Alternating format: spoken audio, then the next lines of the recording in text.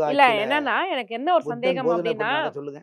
குற்றம் நடந்த பிறகு கைது செய்வது என்ன? சட்டம் ஒழுங்கை எப்படி காப்பாத்த முடியும்? நடக்கிறதுக்கு முன்னாடியே போய் தடுக்க வேண்டாமா? நான் பேசல. விஜய் அவர்கள் பேசினாரு. ஏன் தடுக்கல? ஏங்க ஒரு விஷயம் கேளுங்க. திரும்பவும் சொல்றேன். அவரு இப்பதான் அமைச்சரா இருக்காரு. இது அதிகாரிகள் பண்ண வேண்டிய வேலை. அதிகாரிகள் செய்யக்கூடிய தவறுதால இந்த பிரச்சனை. இதற்கும் முதலமைச்சருக்கும் சம்பந்தம் கிடையாதுங்க. இதுதானே கடந்த ஆட்சிக்கும் இதே ஃபார்முலா பொருந்துமா? ஏங்க கடந்த ஆட்சியில நீ வந்து கரை கண்ட கப்பலுங்க. நீ நீ வந்து துறையில திமுக அப்ப தொடர்ந்து ஆட்சியில உண்மைதானே சார். வந்திருக்குங்க. ஒரு ஒரு எந்த ஒரு அனுபவமே இல்லாம ஒருத்தர கொண்டுட்டு வந்து நீங்க சிஎம் ஆக்கி உட்கார வச்சிருக்கிறீங்க. இதனுடைய பின் விளைவுகள வந்து இங்க எவ்வளோ பாருங்க. எந்த பிரச்சனைகளா இருக்குது. பார்த்துட்டு தானே இருக்கோம். ஏங்க அனுபவம் என்பது வேறு, பதவி என்பது வேறு. அவரும் முதலமைச்சர் இருக்காரு. அரசு துறை யாரு? அனுபவசாலிகள் அரசு துறை அதிகாரிகள். ஐபிஎஸ் புதிய ஆளா? ஐஏஎஸ் புதிய ஆளா? டிஆர்ஓ புதிய ஆளா? தகவல்சார் புதிய ஆளா? ஆர்டிஓ புதிய ஆளா?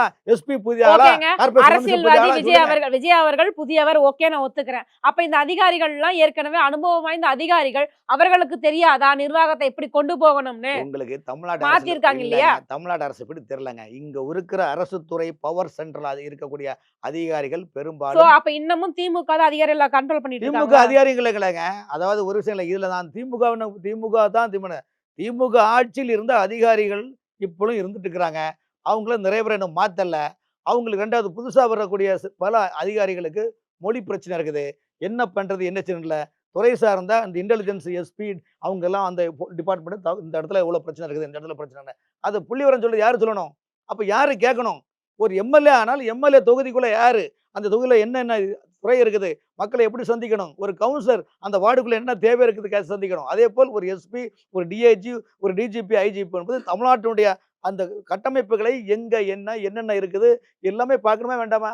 அது இல்லாம என்ன பண்ண முடியும்னு சொல்லுங்க. எல்லாருக்கும் அதாவது நீங்க அரசு மீதே முதலமைச்சர் மீதே குற்றத்த சுமத்திட்டு போனா என்ன அர்த்தம் சொல்லுங்க வந்து?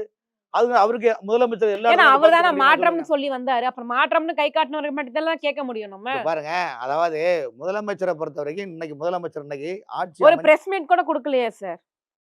ஆமாங்க. நீங்க எடக்கு முடக்கா திமுகல செட்டப் பண்ணி கேள்வி கேட்பீங்க.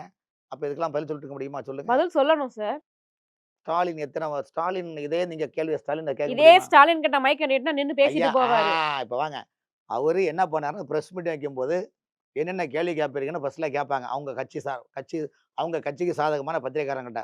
அவங்க எந்தெந்த கொஸ்டின குடுப்பாங்க. சரி இதுதான் நீ கேட்கணும்னு சொல்லிட்டு போயிருவாங்க.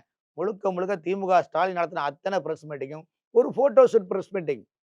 நீங்க அதை மீறி ஒரு கேள்வி கேட்க சரி முடியாது. அதையும் பண்ணலாமே. அத கூட பண்ணலையே இல்ல ஒரு விஜய் விஷயம் அவர்கள். கேளுங்க. அததான் நான் கேட்கிறேன். அத கூட விஜய் பண்ணலையே. விஜய் வந்து வந்து உண்மையாக மக்கள் மத்தியில் நிஜமான ஒரு கட்டமைப்பில் இருக்கிறாரு.